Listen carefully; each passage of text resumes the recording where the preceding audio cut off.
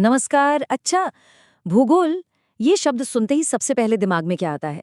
शायद स्कूल के वो दिन जब हम देशों की राजधानियां रटते थे या फिर नक्शों पर पहाड़ों और नदियों को ढूंढा करते थे, है ना? पर क्या भूगोल की दुनिया बस इन नक्शों और नामों तक ही सिमटी हुई है? जी नहीं, बिल्कुल नहीं।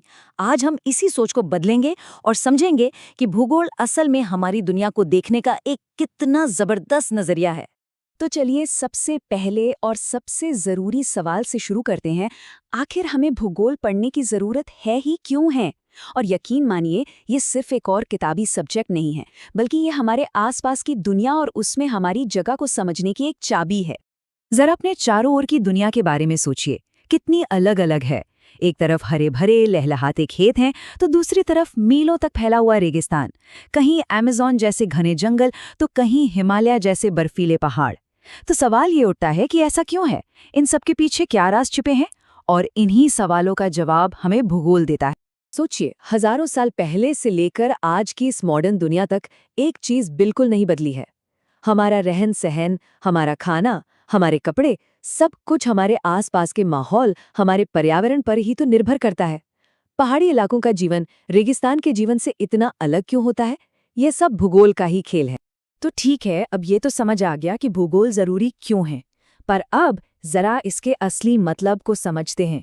आखिर ये जो शब्द है भूगोल या ज्योग्राफी, इसका मतलब क्या है? क्योंकि ये सिर्फ जगहों के नाम रखने से कहीं ज्यादा गहरा है। देखिए, इसकी जड़ें हैं ग्रीक भाषा में। जियो का मतलब है पृथ्वी और ग्राफोस का मतलब है वर्णन। तो अगर दोनों को जोड़ दें तो ज्योग्राफी का सीधा सा मतलब निकलता है पृथ्वी का वर्णन। कितना सरल है ना?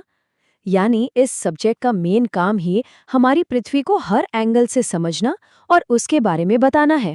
और मजे की बात यह है कि ये सोच कोई आज की नहीं है। बहुत पहले ग्रीक विद्वान इराटोस्थनीस, जिन्हें भूगोल का जनक भी कहते हैं, उन्होंने भी पृथ्वी को सिर्फ एक पत्थर का गोला नहीं बल्कि इंसानों का घर माना था। उनके लिए भूगोल का मतलब था इंसानों के घर के रूप में पृथ्वी का वर्णन।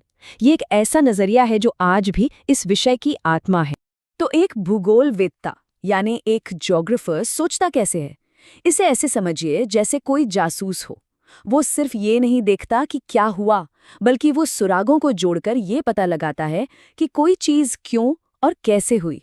भूगोलवेत्ता भी एक तरह से पृथ्वी के जासूस हैं, जो हमेशा क्यों सवाल के पीछे पड़े रहते हैं।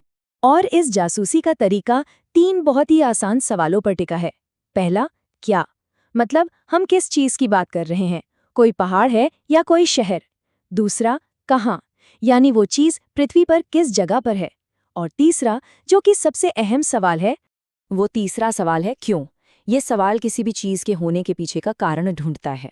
और सच कहूं तो यही क्यों है जो भूगोल को सिर्फ नक्शे और नामों की लिस्ट से कहीं आगे ले जाकर एक असली विज्ञान बनाता है। ये समझना कि अमेज़न के जंगल वहीं क्यों हैं या दिल्ली ही भारत की राजधानी क्यों बनी, यही तो भूगोल का असली सार है। और एक विज्ञान होने के नाते भूगोल की एक और बहुत ही खास बात है जो इसे बहुत दिलचस्प बनाती है। ये अकेला काम नहीं करता, ये तो एक पुल की तरह है जो ज्ञान के कई अलग अलग दुनियाओं को एक दूसरे से जोड़ता है। भूगोल को अक्सर एक संश्लेषणात्मक विषय यानी सिंथेसिस सब्जेक्ट कहा जाता है। इसका मतलब ये है कि ये अलग अलग विषयों से, जैसे कि हिस्ट्री, इकोनॉमिक्स और साइंस, इन सब से जानकारी लेता है और उन्हें एक साथ मिलाकर एक पूरी और गहरी तस्वीर बनाता है। इसको एक उदाहरण से समझते हैं। मान लीजिए हमें किसी जगह पर खेती को समझना है, तो एक भूगोलवेत्ता को वहाँ की मिट्टी, वहाँ की जलवायु और साथ ही वहाँ के बाजार की मांग और सरकारी नीतियाँ, इन सबको एक साथ रखकर देखना होगा। यही भूगोल की असली ताकत है। और इसी जोड़ने वाले स्वभाव की वजह से भूगोल को समझने के लिए इसे मोटे तौर पर 2 बड़ी शाखाओं में बांटा जाता है, जो प्रकृति और इंसान पर फोकस करती हैं। चलिए अब उन्हें देखते हैं। भूगोल में शुरू से ही एक द्वैतवाद यानी एक ड्युअलिटी रही है। मतलब ये विषय 2 मेन पिलर्स पर टिका है। ये एक सिक्के के 2 पहलुओं की तरह हैं तो अलग अलग पर एक दूसरे से पूरी तरह जुड़े हुए भी। ये 2 मुख्य शाखाएं हैं, भौतिक भूगोल यानी फिजिकल ज्योग्राफी, जो हमारी प्राकृतिक दुनिया जैसे कि पहाड़, नदियां और मौसम का अध्ययन करता है, और दूसरी है मानव भूगोल यानी ह्यूमन ज्योग्राफी, जो हम इंसानों और हमारी बनाई हुई दुनिया जैसे शहर, खेती और संस्कृति पर फोकस करती है। तो भौतिक भूगोल के अंदर हम पृथ्वी के नेचुरल सिस्टम्स को समझते हैं, जैसे कि पहाड़ कैसे बनते हैं, मौसम क्यों बदलता है, नदियां कैसे बहती हैं और किस जमीन पर कौन सी फसल अच्छी होगी। ये सब कुछ प्रकृति से जुड़ा है। और दूसरी तरफ है मानव भूगोल, जिसमें हम इंसानी दुनिया की पड़ताल करते हैं, जैसे लोग शहरों में आकर क्यों बसते हैं, व्यापार के रास्ते कैसे बनते हैं, या फिर देशों की सीमाएं क्यों बदलती रहती हैं। ये पूरी तरह से इंसानी गतिविधियों के बारे में है। तो अब सबसे जरूरी बात, भूगोल सिर्फ प्रकृति या सिर्फ इंसान का अलग-अलग अध्ययन नहीं है। नहीं, इसका असली काम तो इन दोनों के बीच के गहरे और लगातार बदलते हुए रिश्ते को एक साथ समझना है कि ये दोनों एक दूसरे पर कैसे असर डालते हैं। यही भूगोल का मूल है।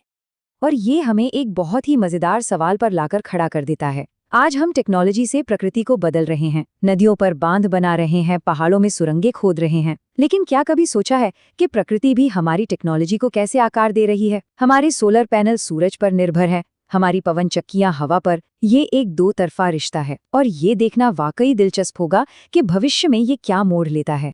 अगर आपको यह वीडियो यूजफुल लगी हो तो target with Amit YouTube channel को सब्सक्राइब जरूर करें।